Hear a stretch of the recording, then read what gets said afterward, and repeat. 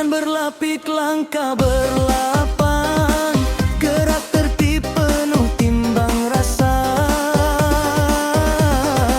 Kebaya jadi lambang amanah, warisan dijaga, agama dipelihara.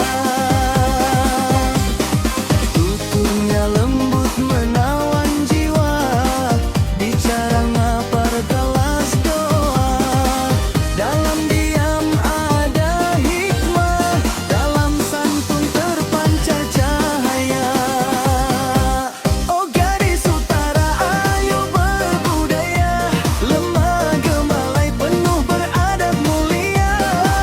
Kebaya bukan sekadar busana, ia cerminan iman dan jati diri wanita.